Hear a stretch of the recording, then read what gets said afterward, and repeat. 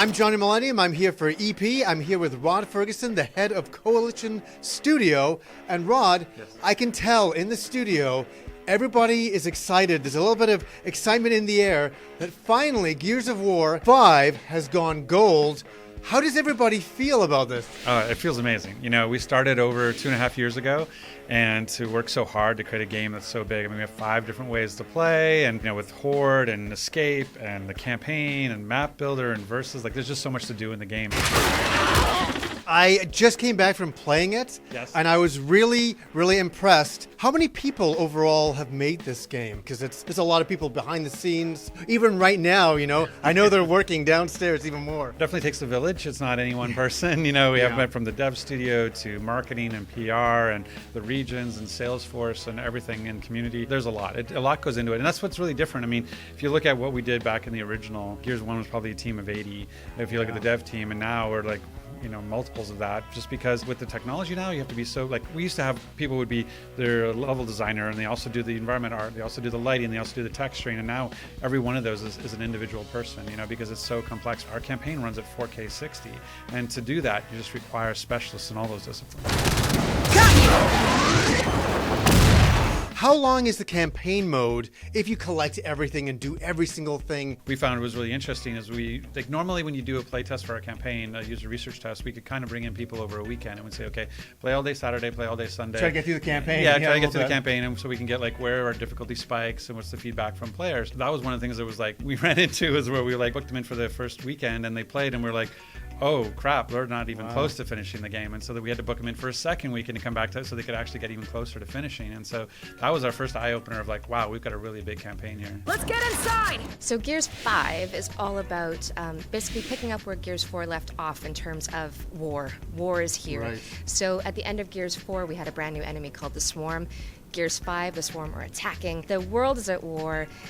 Cities are crumbling, world is going up. Mass hysteria. Mass hysteria. So we're telling this grand story. Then we have a very personal story about Kate Diaz, who is our hero. She breaks off from our main group to try to understand what is her connection to the Swarm. Right. And in doing so, she realizes that maybe she is actually the true threat to the planet. Now, what is the difference when we look at a game like Gears of War 1, where the storyline was very simplistic, going forward and moving it into Gears of War 5? As you say, you've expanded it. We have some different storylines with Kate, some more emotion going on there. It's all about the characters and the core of the story that we're trying to tell. Gears of War 5, we still have at its core, it's about found family. It's about our characters and their connection to each other and those ties that bind, that ground the story. So even though we have a giant scale war on our hands for Gears 4, at its core is a story and these relationships between our heroes. I'm not going. New players, I think it's a great story, but for people who've been with the franchise for a while, you finally get to learn the origins of the Locust. You get to understand Kate's relationship to the Finally Locust. get to learn where they come from. I've been waiting the whole time going, where are they from? Exactly. We get to find out where they're from this Totally, time. yeah. That's great. And so I think that's going to be part of it. People have that idea of I just want to go and discover what's been driving this franchise for the last 13, 15 years. One of the things I've been personally with the franchise since 2005. Wow. So to me, to realize that this is kind of the culmination of what we've done so far, I just think people are going to get a kick out of it. Lay into them with that thing!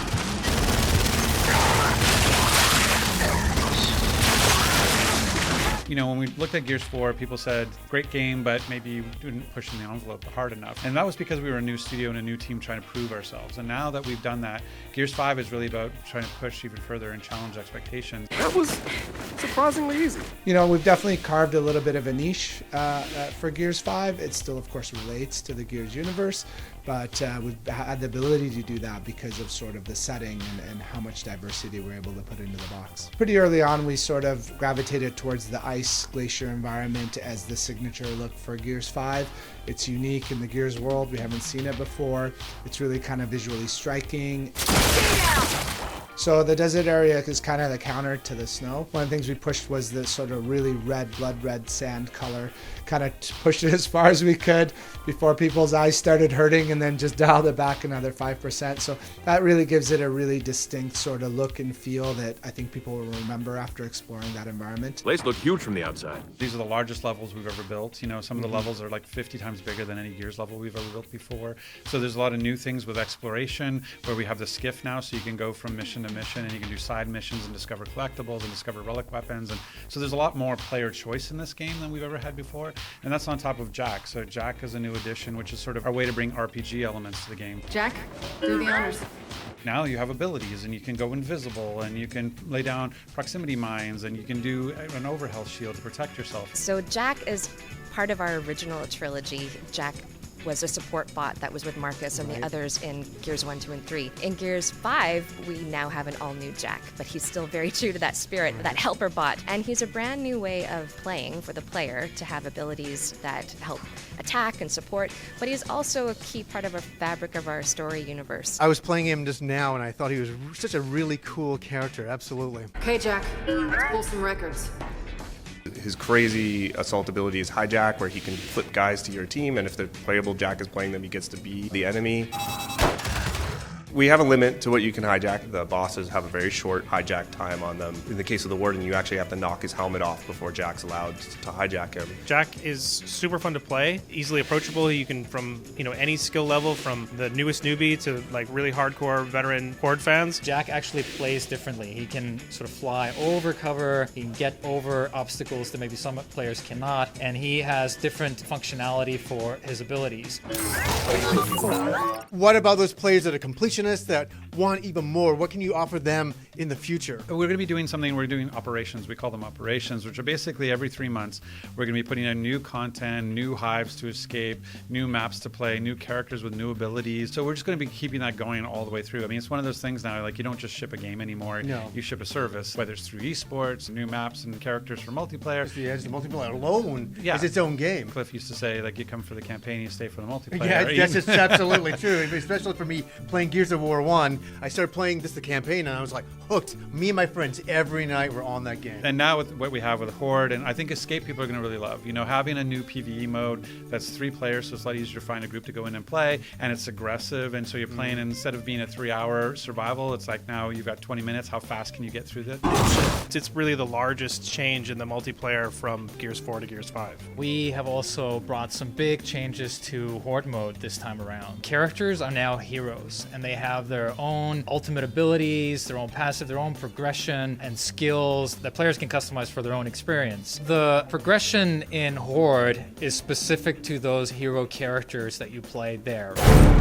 In Gears 5, there's no for-purchase loot boxes. We really heard from fans, looked at where the industry was going. We looked at how the European Union is looking at regulations for loot boxes, and we just decided that it really wasn't a great fit for our game. We have direct for-purchase exclusive customizations in the store, but we also have the Tour of Duty, which is a new progression system where you can unlock exclusive customization by achieving particular challenges. And then we have Supply, which is really like free content just for playing. All 3 of them have exclusive content. They don't overlap.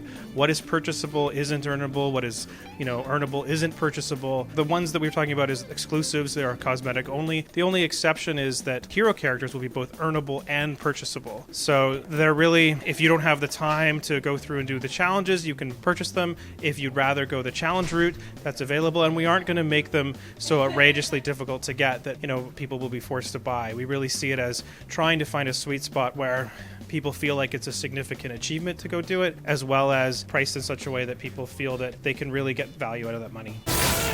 What is the one thing that you look at the entire game and you're like, I like this the most? I'm making you choose, and I know that's difficult to do, and we can't choose, which is our favorite kid. But what is the one thing that you look at and you're like, this is the thing I'm most proud of with Gears of War 5?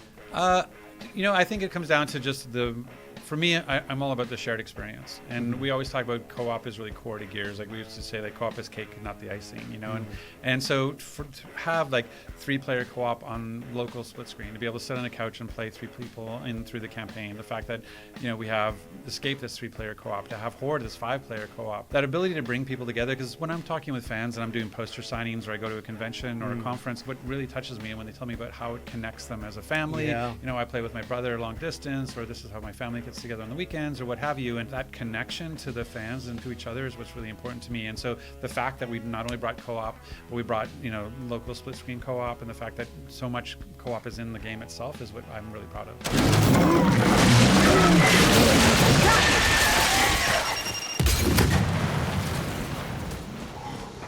Bloody hell.